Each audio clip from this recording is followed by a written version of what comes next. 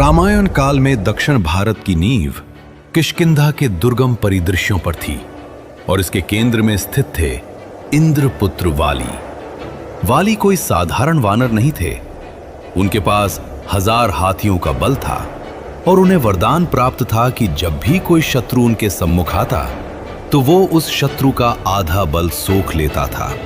प्रतिदिन सूर्य की किरणों ऋष्यमूक पर्वत की चोटियों को छूने से पहले वाली सूर्य देव को जल अर्घ्य देने की अपनी दैनिक साधना में लीन हो जाते थे। वे पश्चिमी सागर से पूर्वी सागर तक और दक्षिणी तटों से उत्तरी छोर तक पूरे उपमहाद्वीप को अद्वितीय गति के साथ पार करते थे ताकि चारों महासागरों के संगम पर प्रार्थना कर सके। वाली के जीवन का मुख्य उद्देश्य था अपने पराक्रम और सामर्थ्य प्रयोग करके धर्म की रक्षा करना। किंतु वाली के शासन के संतुलन को अचानक चुनौती मिली मयासुर के पुत्र दुंदुभी की ओर से। वरदानों और अपने शारीरिक शक्ति के अहंकार से मदमस्त होकर दुंदुभी ने पर्वतराज हिमावत को भी डरा दिया था। हिमावत ने उसे किष्किंधा की ओर भेज दिया क्योंकि वे जानते थे कि केवल वाली ही ऐसी अराजकता का सामना करने में सक्षम थे। दुंदुभी किष्किंधा के द्वार पर पहुंचा और युद्ध के नगाड़े जैसी गर्जना करने लगा, जिससे उसके खुरों की थाप से पृथ्वी कांप उठी। शांत होकर वाली अपने महल से बाहर निकले और पहले उन्होंने दुंदुभी को समझाने का प्रयास किया। उन्होंने उसे अपने प्राण बचाने और नगर के द्वार को अवरुद्ध न करने की सलाह दी। दुंदुभी अपनी जगह से टस से मस न हुआ और उसके बाद जो युद्ध हुआ वह 2 महाबलियों की असीम शक्ति का जीवंत प्रदर्शन था।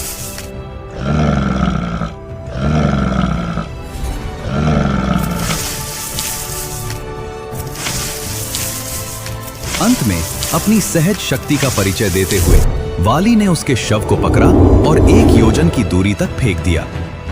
किंतु जब दुंदुभी का शव हवा में तैर रहा था तो उसके राक्षसी रक्त की कुछ बूंदें ऋष्यमूक पर्वत पर ऋषि मतंग के यज्ञ स्थल पर जा गिरी। इस अपवित्रता से क्रोधित होकर मतंग ऋषि ने वाली को शाप दे दिया। यदि वाली कभी ऋष्यमूक की पहाड़ियों पर पैर रखेंगे तो उनका मस्तक फट जाएगा और उनकी तत्क्षण मृत्यु हो जाएगी। वाली अपनी पत्नी तारा को केवल एक जीवन संगिनी के रूप में नहीं बल्कि एक रणनीतिकार के रूप में देखते थे, जिनकी सलाह वे अक्सर लिया करते थे। हालांकि अपने आवेगी स्वभाव के कारण वे अक्सर उनकी चेतावनियों की अनदेखी भी कर देते थे।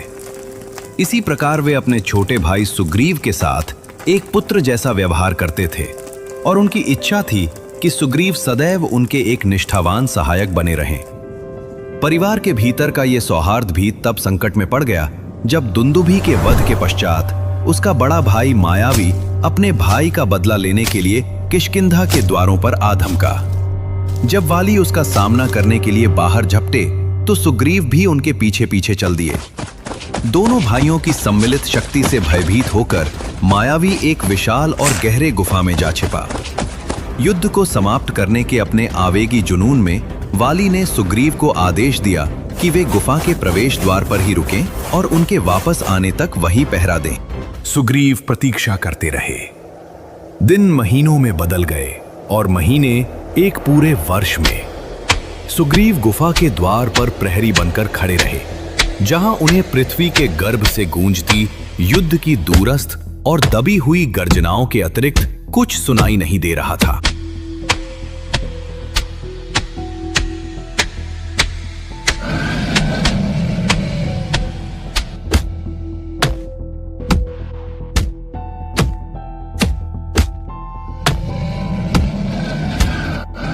अंततः जब गुफा के मुख से झागदार रक्त की एक मोटी धारा बहने लगी तो सुग्रीव को वैसी ही विजय हुंकार सुनाई दी जैसी उन्होंने उस असुर की से बंध पाया। वाली के लिए यह कोई दुर्घटना नहीं बल्कि उनकी हत्या का एक सुनियोजित प्रयास था। क्रोध और संदेह से जलते हुए वाली ने उस विशाल शिला को टुकड़ों टुकड़ों में चकनाचूर कर दिया और किष्किंधा की ओर वेग से प्रस्थान किया।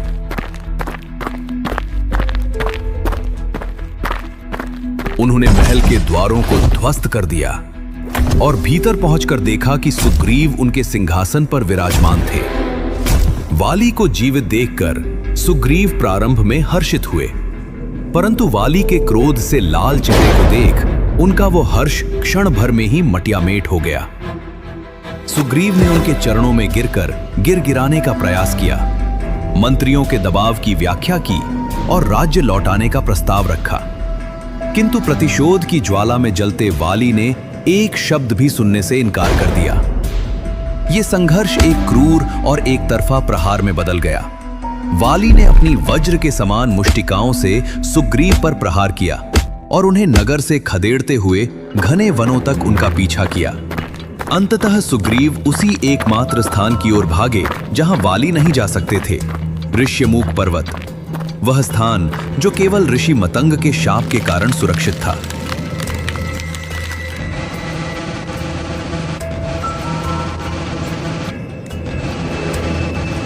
वाली किष्किंधा लौट आए, परंतु उनका क्रोध शांत होने का नाम नहीं ले रहा था। इसी क्रोधवश वाली ने वह घोर पाप कर डाला।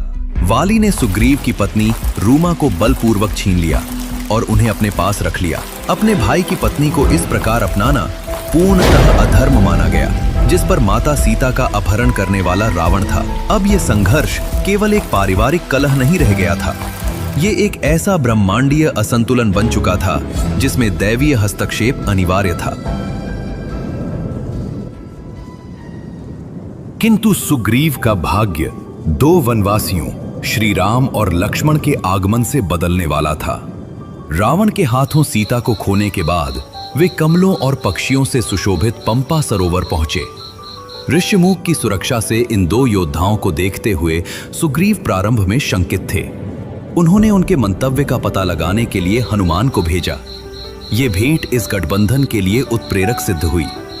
हनुमान ने राम की दिव्यता को पहचान लिया और एक समझौता हुआ। श्री राम वाली के भय को समाप्त करेंगे और सुग्रीव माता सीता की खोज के लिए वानर सेना को लामबंद करेंगे।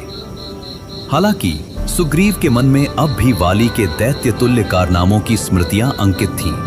उन्होंने श्री राम को दुंदुभी का पर्वत जैसा कंकाल दिखाया, जिसे वाली ने सहजता से फेंक दिया था। सुग्रीव के संदेह को दूर करने के लिए श्री राम ने दो चमत्कार किए। प्रथम, उन्होंने खेल खेल में ही अपने पैर के अंगूठे से दुंदुभी के कंकाल को 10 योजन दूर उछाल दिया। द्वितीय, उन्होंने एक ऐसा बाण चलाया जिसने 7 विशाल साल के वृक्षों को भेद दिया और पुनः उनके तरकश में लौट आया। इससे यह स्थापित हो गया कि श्री राम के पास वह सटीकता और शक्ति थी जो वाली के पाश्विक बल को परास्त कर सकती थी। हालांकि सबसे महत्वपूर्ण रणनीतिक निर्णय वाली को छिपकर मारने का था, क्योंकि वाली अपने प्रतिद्वंदी की आधी शक्ति सोख लेते थे। पहली बार जब सुग्रीव ने वाली को चुनौती दी तो योजना विफल हो गई।